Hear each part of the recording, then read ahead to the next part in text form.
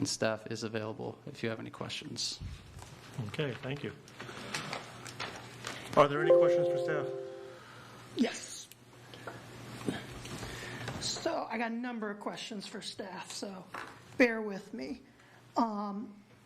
Tyler, does any SAP or redevelopment district in our city have as extensive setback requirements as being proposed in this ordinance? They do not. Okay. And the purpose of the SAP that was adopted by the commission is to focus on increasing intensity and density in those areas? Correct. Primarily along those major corridors such as US 19, Roosevelt, East Bay, that area. Yes, sir. Okay. And so we would be giving a more expansive setback to an area that we've already said we want to develop in a more intense, in a more dense way, where we're not doing that for the rest of the city. So my confusion is, why isn't this a general CDC change for the entire city instead of focused specifically on the SAP and Tri-City? Like I mentioned, the primary concern was brought forth as a result of the two residential proposals along US 19 at the location 17068 US Highway 19 North. Due to the opposition and the direction of the commission, we did look at these changes only for this activity center. Okay. And I just wanted to also ask a few other things. We did extensive studies, surveys, meetings before adopting this SAP, correct? That is correct. And as far as I remember, I've lived in Largo my entire life. We've been discussing this since 2004 when the previous mall was at where the Walmart is on the corner of Roosevelt and 19. Yes, sir. Yeah. Sorry. Okay. And in those surveys, we asked residents some of the things that were most concerning to them. And I'm not expecting you to know every detail of the SAP, but I know you have a general knowledge. And when I went through the SAP, the number one concern on housing was the lack of affordable housing in that survey. Is that correct? That is correct. That was near the top of the list. Yes. And then when we asked people what kind of housing they wanted, we asked them whether they wanted single-family homes, multi-unit homes, duplexes, triplexes. 63% of those individuals said they wanted multi-family unit homes, correct? Yes. And only 15% wanted single-family homes, correct? That sounds about right, yes, sir. All right, and then just my last few things here. Just reviewing some other things here. For the Largo Mall SAP, if I'm not mistaken, correct me if I'm wrong, I know there are, different things that change in the nuances, but the general setback for the Largo Mall SAP is 10 feet? Yes, so the Largo Mall is a little bit, I would say the largest setback in any of our other activity centers where applicable. This isn't necessarily the case for like the downtown area. Would be for those properties that are in the downtown multimodal activity center but not in our community redevelopment districts.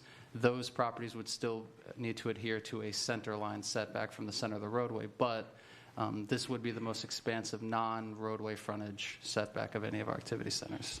Correct. Now, even though in our West Bay redevelopment, properties that abut non-West Bay, that abut the properties behind, my understanding is the setback is 15 feet with 17 feet added per every 100 foot of height of the building. Is that correct? Sure. So the setbacks for the non-street frontage property lines would be the equivalent of the pedestrian zone, and that is dependent on what character district in the West Bay Drive, but the general sense, yes.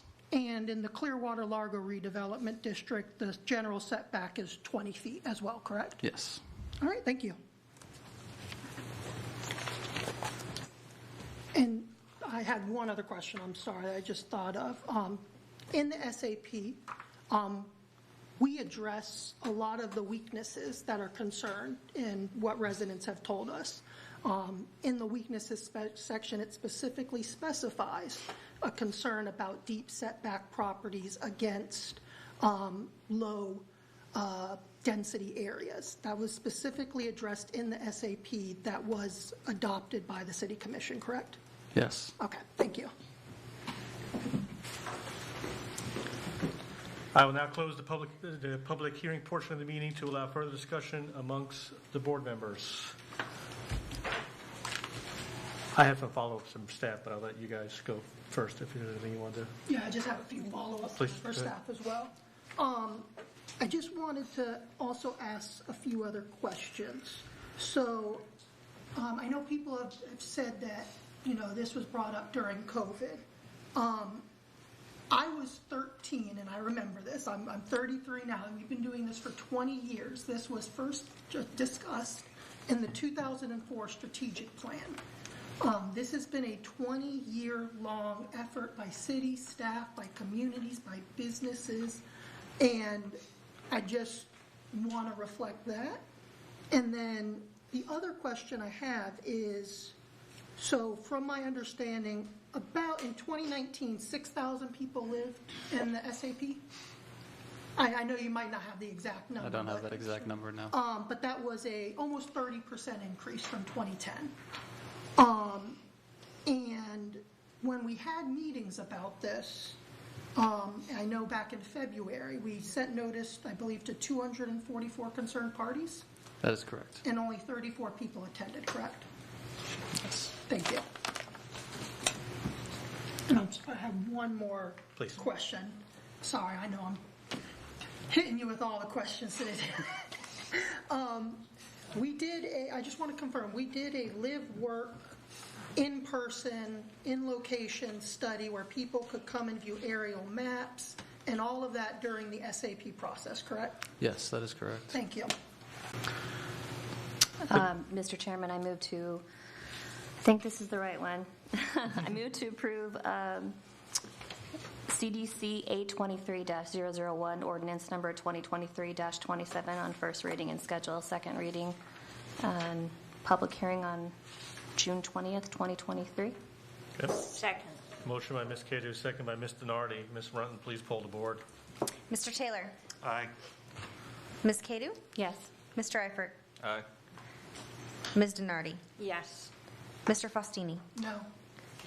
Chair DeBreezy? Yes. Motion passes, what are we? 5-1. 5-1.